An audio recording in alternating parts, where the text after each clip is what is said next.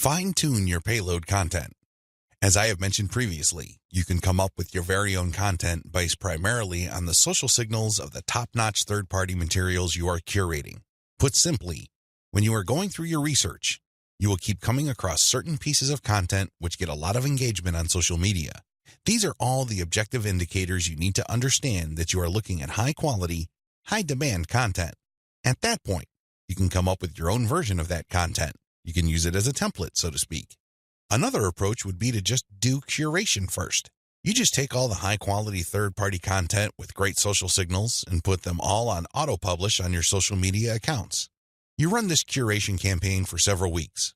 Soon enough, you will see a pattern. Eventually, you will see that some of these materials get a lot more engagement than others. At that point, you can then come up with your own version. Personally, I pick my own content using both methods. If I'm in a hurry to get people to sign up to my mailing list, I do the first method. But if I'm unsure about the niche or I'm still trying to feel my way around in terms of understanding my audience, I would stick to the second method. There's really no one right answer. It really all depends on your situation. The great thing about the second method is that you are picking out your original content strategy based on what actually works in terms of your social media accounts. You have to understand that even though high-quality third-party content may have a lot of objective social signals, those signals may have been generated in different contexts. Maybe the original publisher was doing something that you may not be doing. Do you see how this works? Still, you can definitely do the first method if you're in a hurry. But if you have some time to spare, you might want to try the second method.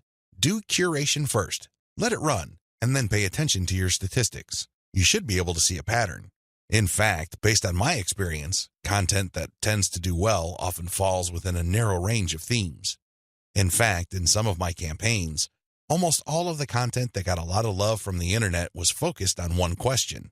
That's how focused your audience's needs may be. You should pay a lot of attention to the following. Look at the engagement of the content and the click-through. A lot of social media marketers drop the ball at this point.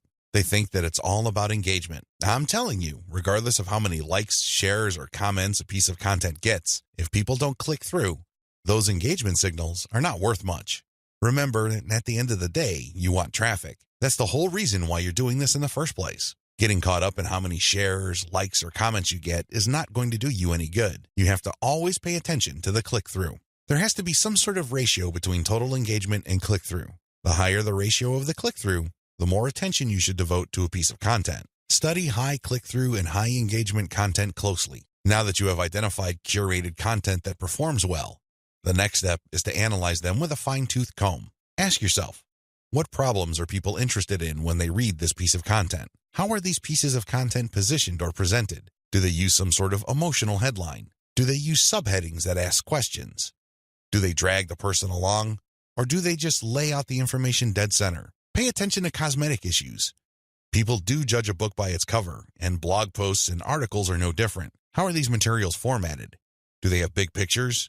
Do they have header pictures? Do they use diagrams?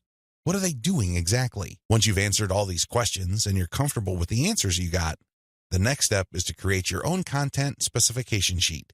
This is going to be your template. Now, make sure that you're not just basing it on one successful piece of content. That third-party content might be a fluke. The company behind it might just have gotten lucky, and for some reason, that piece of content went viral. That's not going to help you. You have to base your template on the success of many different pieces of curated content. This way, you can be more confident of the fact that even if you barely comply with all the specifications, you would at least get some decent and positive results. Using the information above, create payload content. Now that you have gotten your template together, you need to create your own high-quality, high-engagement original content. This content is going to be used to sell people on your mailing list. When they read this content, they're supposed to get excited about joining your mailing list. This is content that is most likely to be credible and most likely to be shared. Are you excited? Well, don't get too excited. A lot of people jump in with both feet and they end up sabotaging themselves because the payload content they create looks like an advertisement. That's obvious spam. Nobody's going to trust you with that. You're obviously trying to pull tricks and play games. That's not going to work. Instead, the content must be informative. Think of it as an infomercial. You're selling something, that much is obvious. But people have to walk away with solid value. You have to walk that tightrope.